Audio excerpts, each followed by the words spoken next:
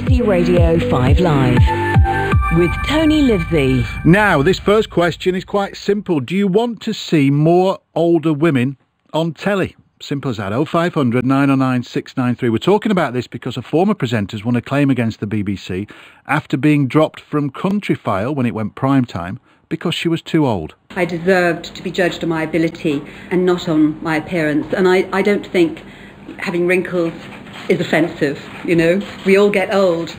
The alternative is pretty dire. So I would like to continue working as long as I'm good at my job. I don't want to be judged by how I look. I know you can't frighten the horses. You know, you have to look presentable. But I don't believe that youth has to be key to keeping your job.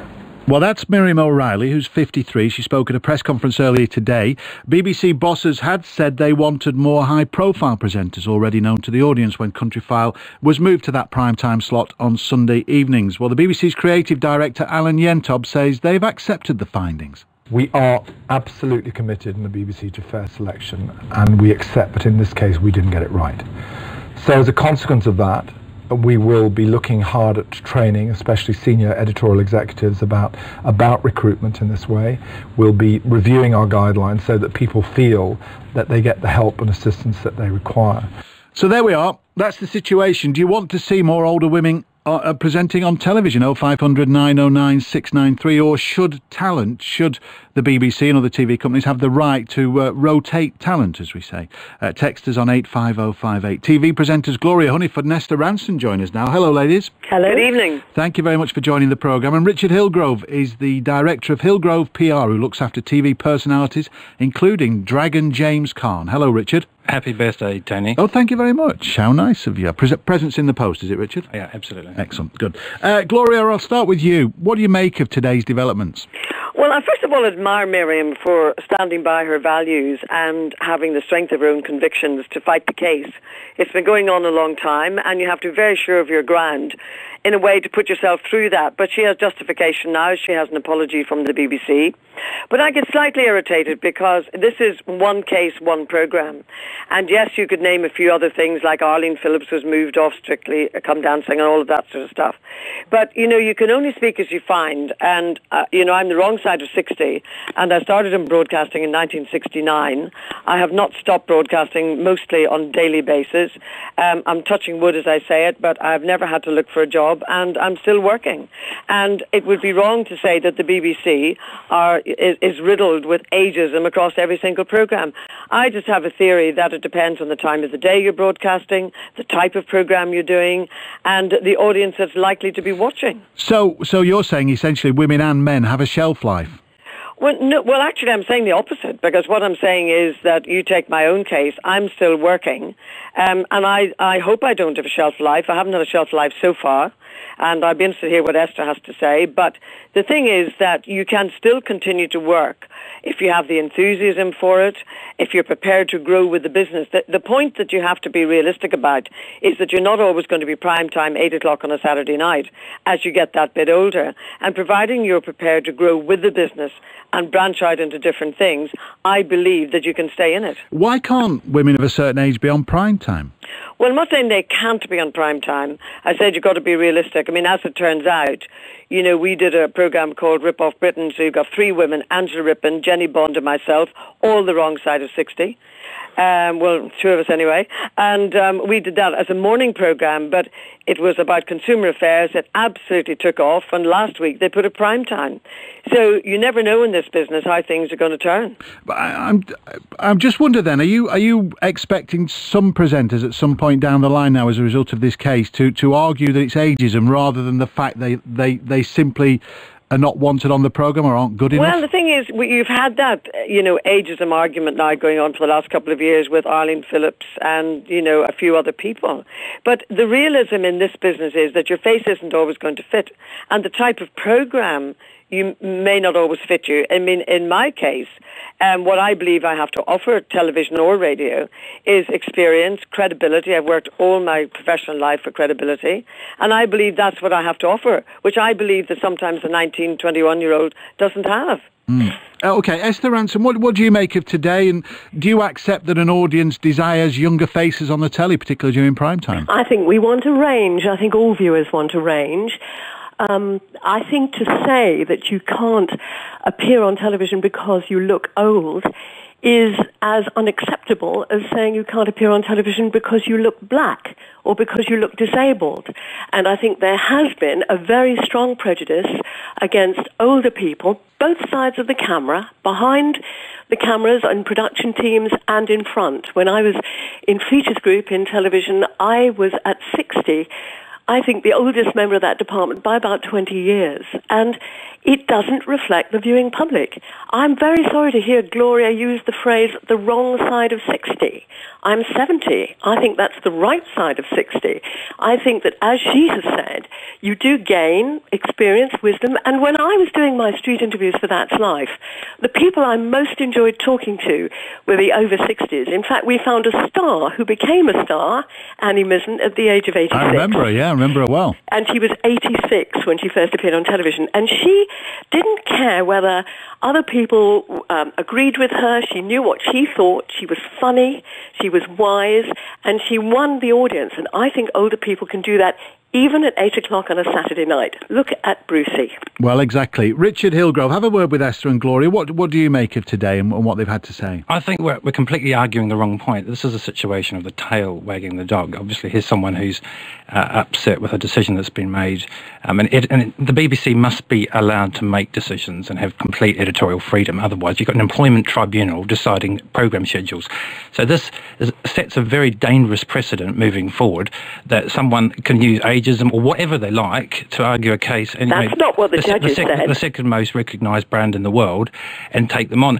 And you could argue the same point with Nick Robinson on Crime Watch, who could have gone to the courts and decided to reverse the decision, or Sir David Frost, replaced by Andrew Marr.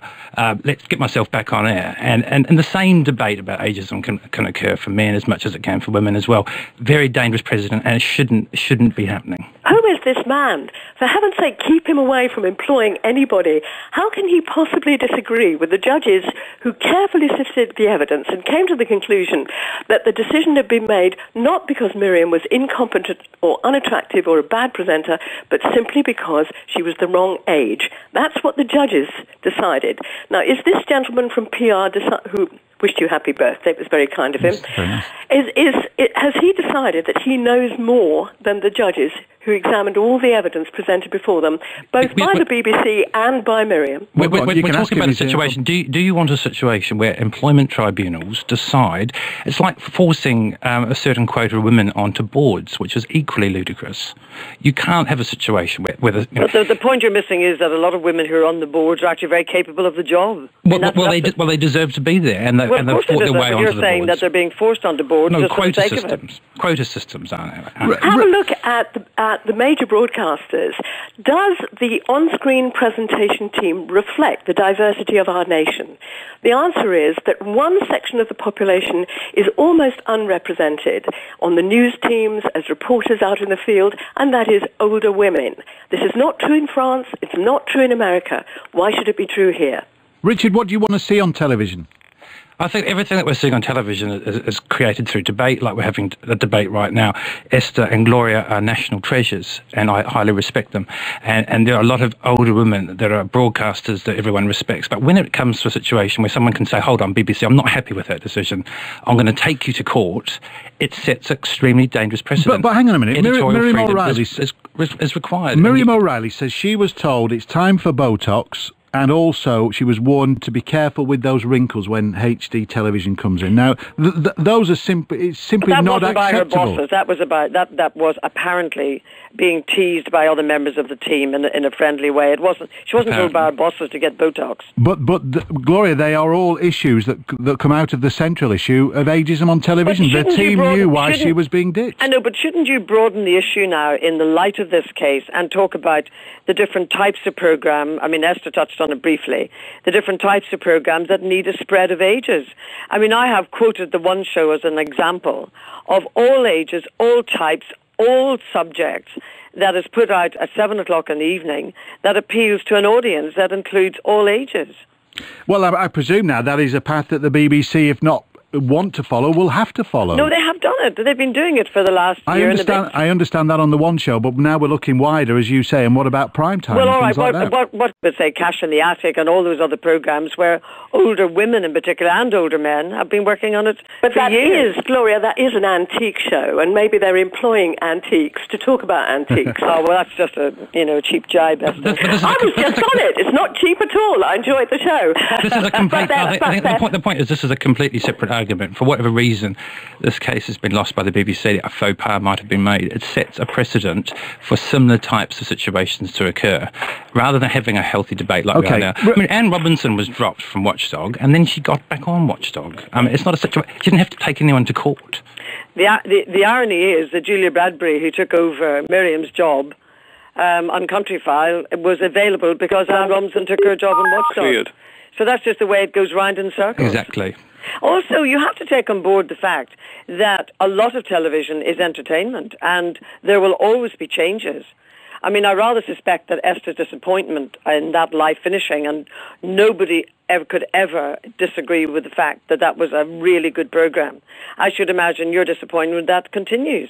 Well, you'll have a situation where you could never, in inverted commas, freshen up anything, because someone will have a job for life, and under employment law, never have to leave a show. Even if the ratings dip, you're going to have to keep that person on the front line, and that is an absolutely ludicrous and untenable situation. I mean, Gloria, do you think that's the case, that people will take advantage now of this decision and hang on to careers that should perhaps end? Well, I think at the end of it all, it's always still going to be in the hands of producers and decision makers. I mean, I don't think that presenters, just because they think they should be doing a job, or, Esther still should be doing That's Life or whatever, will be able to, wag the tail of the BBC. Well, that's what's that just is happened. not the case. But, we mentioned Bruce earlier on. A lot of viewers say that he's now too old to be on primetime television. Is that wrong? Sometimes I think Bruce says he's too old to be in primetime TV. I mean, Bruce has given up the Sunday version because he finds stamina-wise he just wants to do the one Saturday night. So already you have tweaks happening there. But David Attenborough's still going strong at 85. And, Sorry, who is? Sir David Attenborough. Of course he is, and he's brilliant. No, I mean, we're all in the long run, we're all agreeing that there are horses for courses, and it depends on the type of programme you're doing. There's no point doing, an out-and-out rock programme at 1 o'clock in the morning and trying to put in an 80-year-old presenter. Okay. So we all have to agree that senior editorial executives at the BBC should be able to make a decision based on what's right for the audience, and not be living in fear that the situation is going to occur again and again and again. Okay, Gloria Honeyford, we've lost Esther, but Gloria, thank you very much indeed. Thank you, and happy birthday. Thank you, Gloria, as well. Thank you. Birthday kiss. I didn't hear it. From an older girl. I didn't hear it. There'll be so many coming down the line that you'll go, oh, I don't want this older woman. Oh, well, I don't mind older women, Gloria, so that's all right. I'm an older fella. Remember, experience counts. Absolutely. Gloria, I'll see you later. Thank you. Bye-bye. That's Gloria Honeyford, Richard Hillgrove. Thanks, You Tony. hold the kiss. See you later. Presents in the post. Thank you, mate. Goodbye. And Esther Ranton as well. Thank you very much for joining us. Let us know your views, 85058 on that subject. Text coming in already, 0500 909